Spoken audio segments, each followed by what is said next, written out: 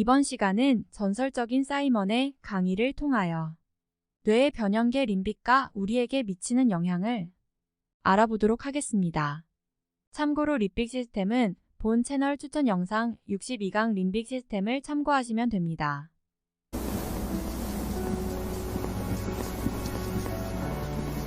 Why, how, what? This little idea explains why some organizations and some leaders are able to inspire where others aren't. Let me define the terms really quickly. Every single person, every single organization on the planet knows what they do 100%.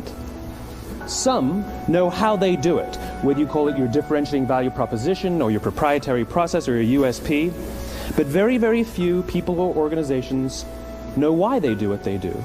And by why, I don't mean to make a profit. That's a result. It's always a result. By why, I mean what's your purpose? What's your cause? What's your belief? Why does your organization exist? Why do you get out of bed in the morning? And why should anyone care? Well, as a result, the way we think, the way we act, the way we communicate is from the outside in. It's obvious. We go from the clearest thing to the fuzziest thing. But the inspired leaders and the inspired organizations, regardless of their size, regardless of their industry, all think, act, and communicate from the inside out. Let me give you an example.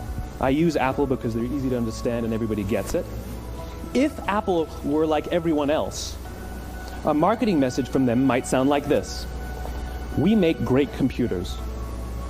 They're beautifully designed, simple to use, and user-friendly. Want to buy one? Meh.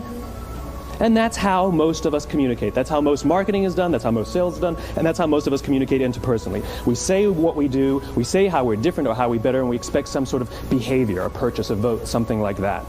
Here's our new law firm. We have the best lawyers with the biggest clients. We have, we always perform for our clients, do business with us. Here's our new car. It gets great gas mileage. It has, leather seats. Buy our car. But it's uninspiring. Here's how Apple actually communicates. Everything we do, we believe in challenging the status quo. We believe in thinking differently. The way we challenge the status quo is by making our products beautifully designed, simple to use, and user-friendly. We just happen to make great computers. Want to buy one? Totally different, right? You're ready to buy a computer from me. All I did was reverse the order of the information. What it proves to us is that people don't buy what you do, people buy why you do it. People don't buy what you do, they buy why you do it. This explains why every single person in this room is perfectly comfortable buying a computer from Apple. But we're also perfectly comfortable buying an MP3 player from Apple, or a phone from Apple, or a DVR from Apple. But as I said before, Apple's just a computer company. There's nothing that distinguishes them structurally from any of their competitors. Their competitors are all equally qualified to make all of these products. In fact, they tried. A few years ago, Gateway came out with flat-screen TVs.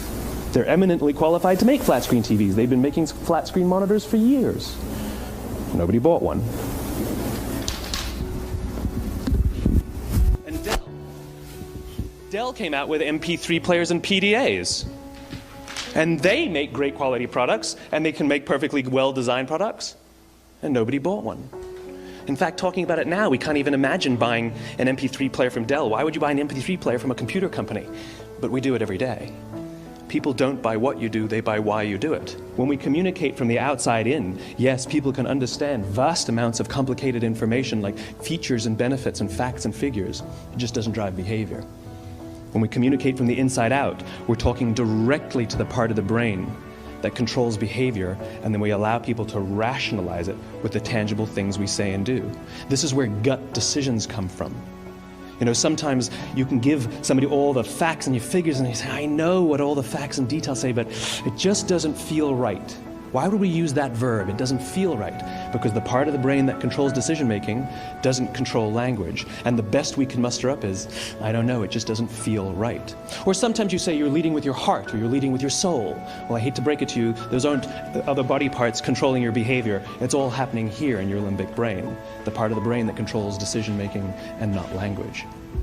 But if you don't know why you do what you do, and people respond to why you do what you do, then how will you ever get people to vote for you or buy something from you, or more importantly, be loyal?